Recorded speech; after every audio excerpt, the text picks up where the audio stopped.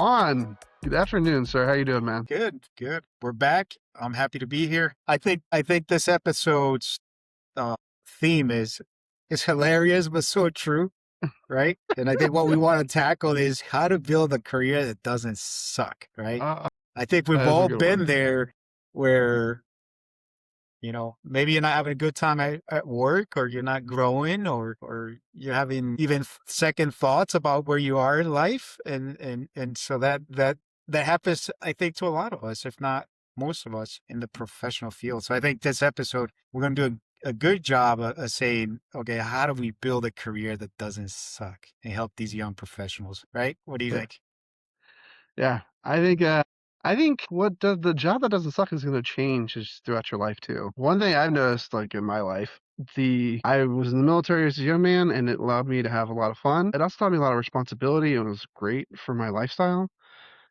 And the job that doesn't suck then, and then I want to have a family. I got out, and the military sucks. The divorce rate in the military is over 50%. They are It's not supportive of conducive. families, but it's Yeah. not great support for that. And eventually, unfortunately, and so that was a career that wasn't going to support what I wanted. And then I wanted a family, which obviously is not what I wanted when I joined the military. And Yeah. so I needed a new career that was going to help support that. That didn't suck. And that's actually when I went to work for the state of Texas. I did work some odd jobs, but I went back to school and finished it. So, anyways, what doesn't suck for you is probably going to change, first of all. So the question I think you first have to answer is, what do you want? Yeah. What are my goals? What do I want to accomplish right now? And it may change in the future. But what's going to be the thing that supports that? Hey, Josh, is it realistic to set those goals out in certain increments, like 3, 5, 10 years? Like, how does a young professional, box in that problem, right? Because that is a problem. Yeah. And not everybody knows, okay, do I really, like when we're young, we don't think about retirement, Yeah. right? And it's not till you're old and sick and whatever else that you're like, man, I don't have retirement. What do I do? What do I do? So, like, Yeah. in your mind, how does a young person, a young professional, align or set those goals out? Yeah, that is a good question. I would say there's a couple of phrases I've learned over my lifetime that I are mantras that I use in this situation. One is plan your work and work your plan. So you got to plan your work, plan what you want to do, and then to accomplish it. Was it General Sherman that used to say though that all the best laid plans go shit at the first sign of The contact, first, yeah, which basically means you need a plan, but as soon as other people are involved, it's not going to stay that plan. You need to adapt yeah, it, and then you need to work on that plan knowing it's going to adapt too. And yeah. so I've always kind of combined those two. And I would share the other phrase I got, the plan your work and work your plan. My captain in Iraq had that on his Mm, board, on his whiteboard. gotcha. I would see it every day and be like, finally, like 4 months in deployment, I sat down and looked at it and I was like, that is a really good phrase. I should learn that. That was 20 years ago. I remember to this day. And so those are just kind of some things I took from the military that I try to apply on a regular basis to my life. Is like, what is my plan? I know I have to adjust it, but am I working it too, though? Yeah, yeah, yeah. That's where my plan and my life has changed so many times. I mean, sometimes your life just throws you curveballs and you're just like, all right, well, this is going to change that plan, but you Right. need a plan. And so what is that? And I think It's, for most people, the plan when you're young is let's make more money. mhm. Do you think that's the only thing that's important? Let's make more money, or I think it's hard. Money does not buy happiness, but the lack of money will bring discontent and suffering. yeah, And so that is just to avoid pain. There's two motivations really in life a lot of times, right? There is the yeah. pursuit of success and there is the avoidance of pain. Mm, Like, and so, like, for example, if I was going to exercise a ton, it's because I want to be a bodybuilder or is it because I don't want to have a heart attack at 40? yeah, yeah, yeah, Which is your yeah. motivation? Yeah, so you put that there nicely, right? Because I think a lot of times people say, stop talking about money because money doesn't buy happiness and this and that. But I think the way you explained it right now, right? Do you want pain or right? Those two things that you just mentioned, that's brilliant, and that's a better way to frame, your intended goal, right? Yeah. So we talked about that. So like you need to set some goals so that doesn't suck and you gotta think about it. What do you think is going to be kind of overall the next step for you, Juan, if you're in that situation? As far as my goal setting, or Yeah, like how do you build that career that's not going to suck then? hmm, What's the next step? well, I really love that Simon Sinek's golden circle explanation that he gives, right? The first circle is the why, and then the how, and then the what. And I think if we don't figure out, like, so for me, especially after retirement, I needed to first find out my why, but I started at the what, right? And Uh, so I should have started from the inside out, and that was a mistake on my part. But understanding that why is important, I think, because it definitely aligns with your inner purpose, right? But more importantly, if you're doing business or clients, customers, those customers are going to align with whatever that why. They're going to feel compelled to align with your values as well, and that's an easy sell, right? At mhm. least if I'm a customer, I'm looking at it from, do I want to buy from one who believes in, I don't know, having more pet friendly adoption centers versus the competition that doesn't? So that may be the tipping point, right?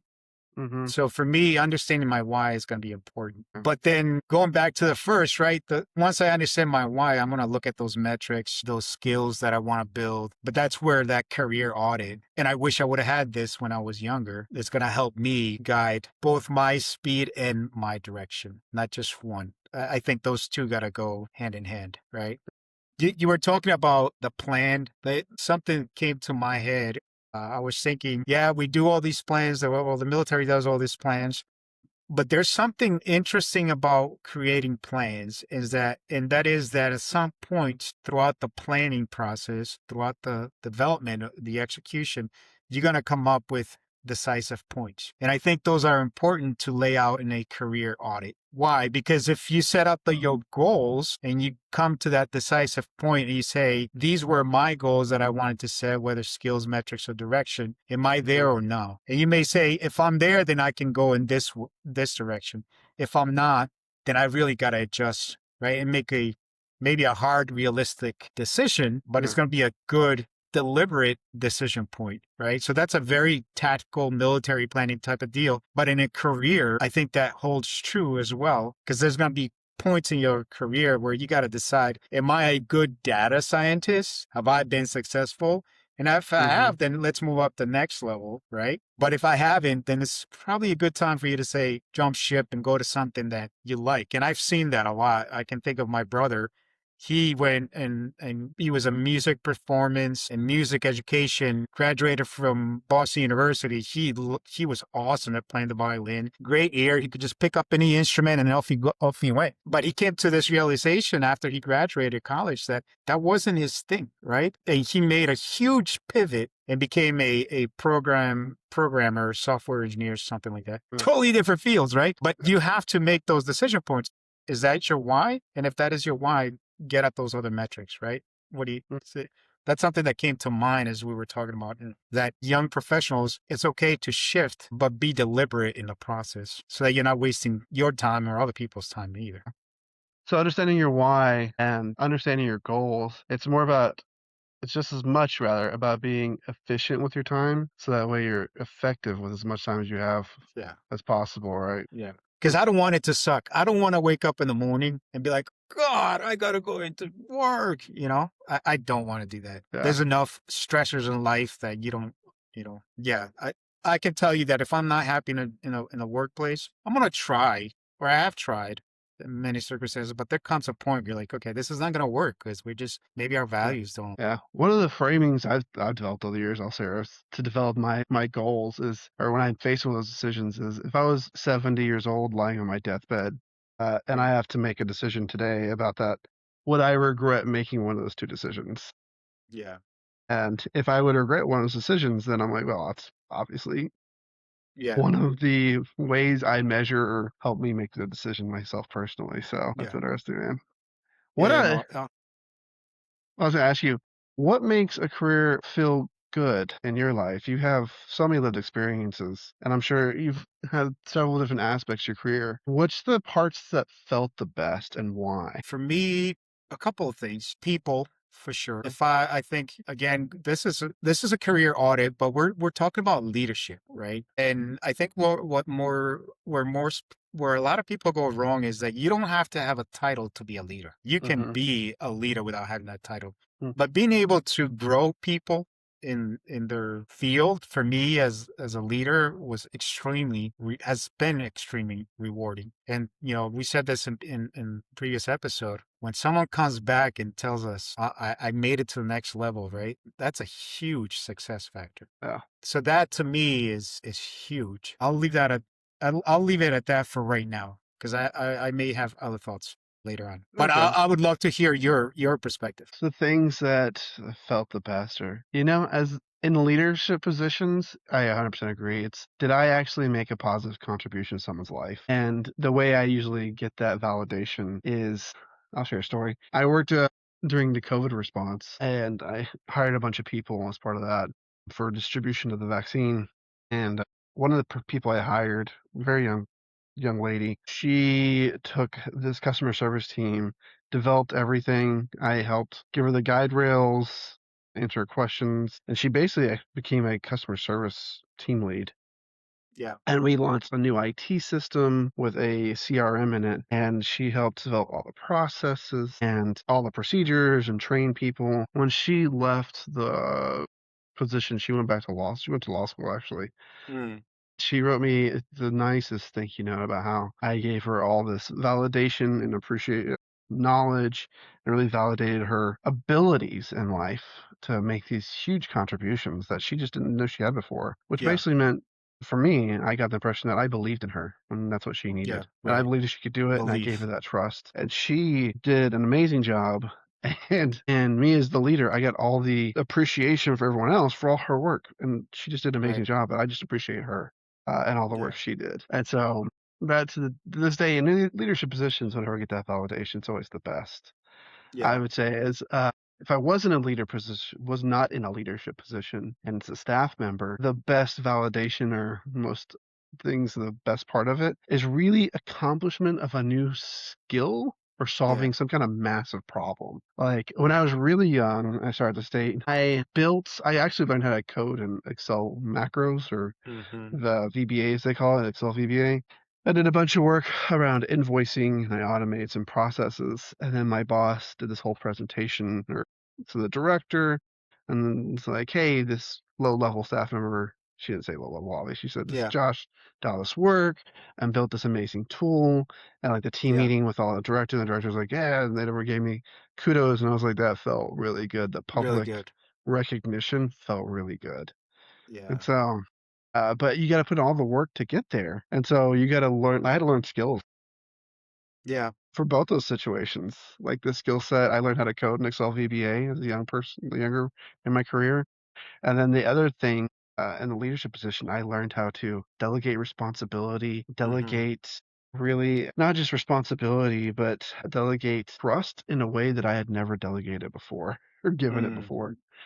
Because I didn't just have to trust her, I had to trust her to train her team, trust all the team members of her team, Yeah. in a very stressful situation. So it was a great experience, but I think both of them were very rewarding and fulfilling. I And I they are things I look back, they don't suck. Yeah. I think right now that you were talking about trust, something that I always fell short on, or I had to learn how to be better at, is learning to trust, your subordinates, that in making things happen or getting the product done, or what have you. Because a lot of times, what right looks like, right? And we think that it's easier for you to get it done or do it, versus going to the slower process and helping another individual and your team members to learn that skill. And so I think, from a leadership perspective, that's important, to be able to let go of the reins and let people fall on their own sword, if you will, but help develop them through that voyage of self-discovery. No, you can do this, let's work slowly. But of course, you don't always have the time. Yeah, it's not always. Time is such a high commodity, and it's a premium, right? So you don't always have that. But I think that's just another leadership dimension piece that I thought about right now that you were talking about trust. Because I think, talking about this and thinking about why does burnout often start when goals are unclear, right? Mm. Burnout happens a lot. It's happened to me. It's happened. I've seen the best of the best professionals were like, "Oh my God, you okay?" Right?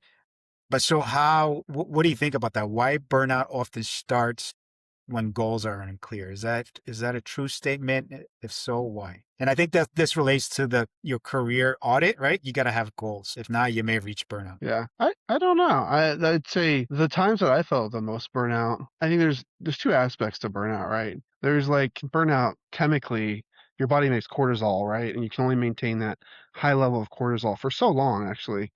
And I saw this coming back from Iraq because some guys just couldn't handle that stress, that pressure. It was really like a chemical reaction. They couldn't handle the level of cortisol that was maintained for 15-month deployments. It's so long. Yeah. And it has an impact on you physically. And that's what I saw some guys that were shaky that would come back personally. So I think there's that aspect to it that was like, it's not just burnout, but like the chemical, physical response to it. But then like there's the emotional burnout too. And the times that I've seen that or experienced that the most is when there's no trust in the team. When you Mm. spend your time, trust has two aspects to it, right? And I'm quoting Simon Sinek here.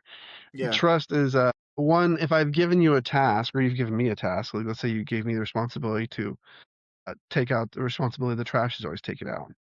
Yeah. One, do I have the skills necessary to accomplish that task? Which would be like, do I have the other trash bag to put in there once I take them out? Do I have the ability to actually transport the trash bag like from my kitchen to the curb? All those Yeah. different aspects, the skill sets and the tools necessary for completion of the task. And then the other part is, am I going to stab you in the back in that process too? Mm. Like for example, if you said, "Hey, you're responsible for this," but you didn't specify Tuesday, and I didn't get it done, and someone else saw it, I'd be like, "Well, Juan did tell me.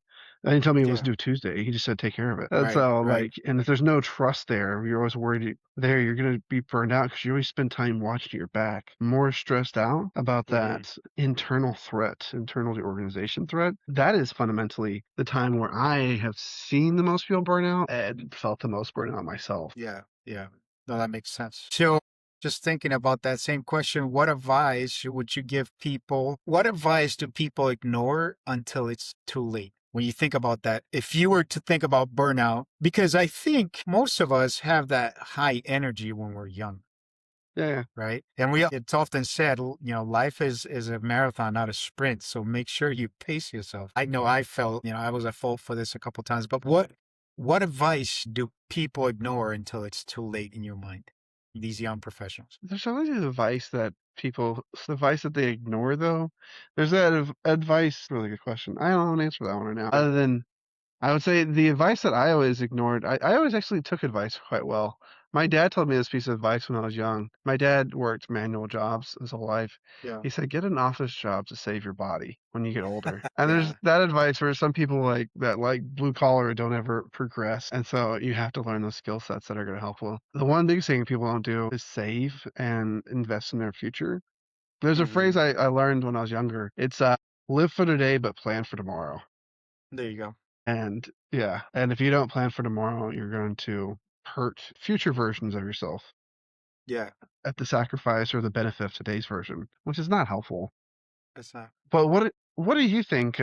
What's advice that you've seen people ignore? Well, I think something that I've seen that happens a lot of times at workplaces is people that don't know how to be liked or people that don't know how to get along with people. But having enough professional aptitude to be firm, consistent, and focus on delivery, right? And that's a hard balance, right? You want to be liked, you want to be respected, but you also want to, most importantly, you want to get the job done, right? But I think a lot of times people go in there, no, I'm going to get things done, and I don't care who I'm going to trump or step all over. But really, you're just making enemies. And Yeah, eventually that becomes a harder fix than doing the hard things first. And to me, the hard thing first is relationship building, right? Because I would hate, I've seen it too many times where things hit the fan and now you at an impact when things are chaotic, you got to figure out how to work with somebody that doesn't like you or you don't like him or her. And yeah, that is problematic. That is the wrong time to figure out how to get along with somebody, right? And right, I think people ignore that all the time.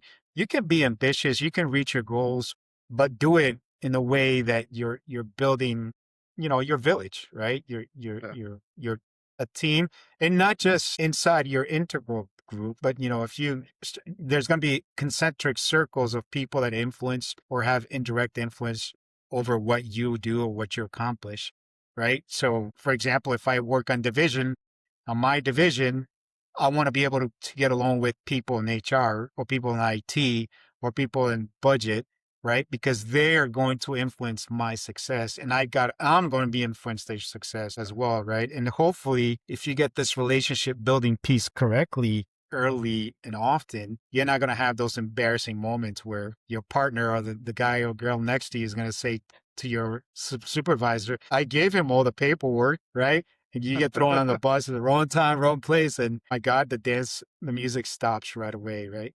So I think that happens a lot of times, and they build toxic work cultures, and then Yeah. you're going to have a reputation of being toxic. And I can think of a few people that they were incredibly smart, incredibly competent, but they had the worst attitudes, Huh. right? And in my mind, I was like, I'd rather have you out of this team and work from the bottom up than have to deal with your attitude because Yeah. you're affecting everybody, or you're gonna have make other people run and hide. So to me, that's important. I don't want to, thinking of the World Cup, you see someone like Messi. The guy is so humble, so noble. He's scoring like he's already the highest scorer in the World Cup history. The guy's still humble, right? Yeah. People love it. You can tell the team is playing to make him look successful, and he's doing the same thing for the team. I want a Messi rather than somebody who's conceited, arrogant about their skills. Then no, I don't want to deal with that. I wouldn't want to do. You hit on the likability is important in getting along with other people. Can you talk more about that? Maybe the process and how to be liked too, or the importance of being liked? Well, I think it's that the process is getting at each other's mutual interests, and how Okay. you're gonna figure that out is sit down, talk with somebody. Like one thing I would always recommend to people when you're starting a new role, ask your supervisor who are my direct and indirect, circles of influence, right? Obviously, it's easy for you to figure out who are your direct, your left and right folks in the office. You work with them, you're with them every day, but then ask your supervisor or the person that you replace, whatever, who else has influence over my performance and over my delivery. And then go sit down and meet with them and talk to them. Hey, I'm new at the job. What is it like? Where can I help you be successful? Can I help you be successful? And can you do the same for me? Right. I think that discovery piece is important because you got to get the ground truth from the horse's mouth, right? The person in budget is going to tell you, listen, I need this report on this day of the month. It can't be past this time because if you don't send it to me, I'm going to be late in submitting the paperwork. And then I'm going to have to say that it was because of this and that and that. You're like, oh, okay, that's why it's important for you, right? So, but you're not going to know that if you don't sit down and talk to somebody or talk to those people that have both direct and indirect influence over your job and your delivery. So that's one of the steps in that process. And I don't know if you want to add something else specifically, Josh, like, because I think in workplaces, and this is something that young professionals are going to want to hear because they don't see the executive level, Hmm. right, for a long time. And I want to say that I'm going to talk a little military here, how you work at the tactical level versus operational versus strategic is completely different, right? You got to have different skill sets, Yeah. right? So as an executive, what is some of the things that you've seen that you saw both from your peers and from an executive level down, where you said, this guy, this director, or this manager is my top performers. I can trust, not trust, whatever. What do you think about that? Yeah, I would say when you're in lower level positions, you have to be likable. You don't have to be liked, but you have to be likable because again, we talked about trust has two aspects. One, the skill set and like the capacity to complete the task, Yeah, but also like warmth that you to have me in the back. And if you are unlikable, then you're not gonna earn trust very fast or very well. yeah, And the same yeah, thing goes for leadership positions too. Like you have to be, again, you're going to make leadership, I think, is a little bit different in the fact that you have to make the decision that is going to be disliked a lot of times.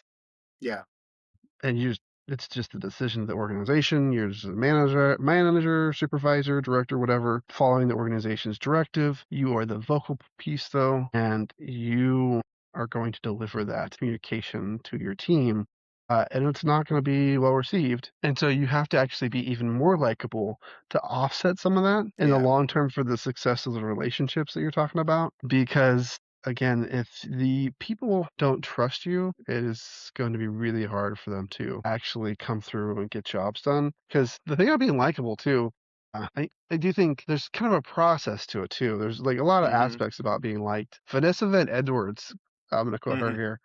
She Yeah. actually talked about this study one time in one of her interviews, and they did a survey with high school kids to try to identify who was the most liked. And the interesting part, it wasn't like the most popular kids, which was really surprising. It was the kids that on the survey had liked the most other people. Mm-hmm. And she goes on to actually tell a story, a personal story, about how she had gone, her friend, she had met her friend's new boyfriend or whatever he was. And after the meeting, her friend called up and she was like, "What do you think about my new boyfriend?" And she was like, "On the fence about him, didn't really feel anything." And then her friend said, "Because he loved you and thought you were amazing." And Mm. suddenly her tune changed and she was like, "Yeah, I liked all these things about him." And so what you're creating by liking other people is giving them the opportunity to like you.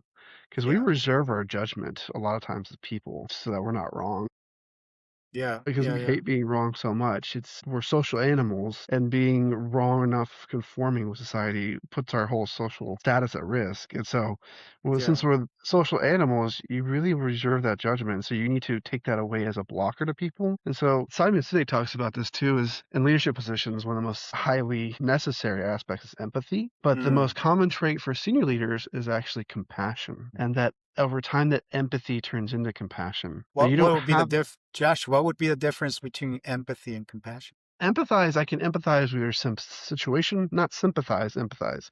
I can put myself in your Hmm. shoes. And then to be compassionate, I mean, I'm not entirely sure how they did the exact study of it. I would Yeah. say though, in my perspective, the way I envision that is if I can put myself in your shoes, then I can have compassion that like maybe you made a mistake and I can forgive you.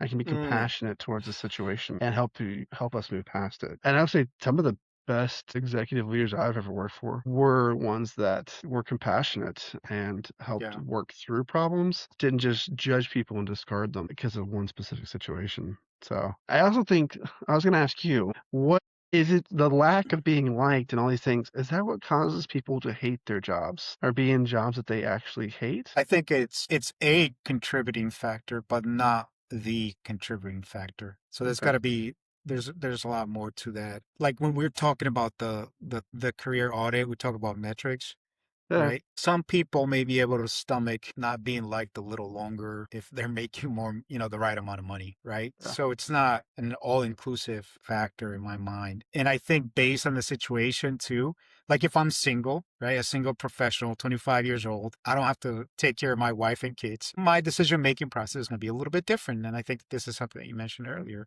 versus if I'm 40s and I've got to feed, or better yet, if I'm 40, I'm feeding, but I'm having a really hard time at work and I come home every day grumpy and that's affecting my marriage, Yeah. then you also got to, right? So I don't think it's a black and white. I think there's a lot of considerations that you have to take based at the time and place of whatever's happening, but being able to have the wherewithal to think of the here and now and then the future. That could be 3, 5, 10 years, right? Yeah. But it's okay. More importantly, it's okay to do hard things. It's Yeah. okay to be comfortable with the uncomfortable for a little bit, right? When, if you're a young professional, when should you stick it out, and when should you know it's a bad fit and jump ship? I think that, again, going back to that career audit, if your skills are staled, you're not growing, that's going to be a telltale sign for you to move out. Hmm. Because that's probably an indicator that your supervisor doesn't have that trust in you to have you see you grow. Yeah. Does that make sense? Right?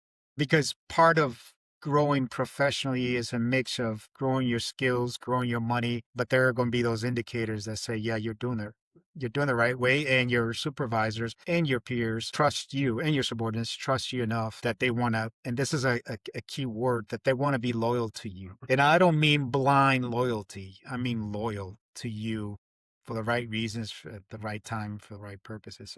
But I think that's something that comes to mind right now. Thank you for that. Yeah. Okay. I think It's that's good. all I had today. Is there anything else Yeah. you want to add on? No, again, subscribe, click the link, share this with your friends, professional friends, and come on the show. on the podcast so we can do that career audit together and help you grow professionally. Office talk. Thanks, Life. everybody.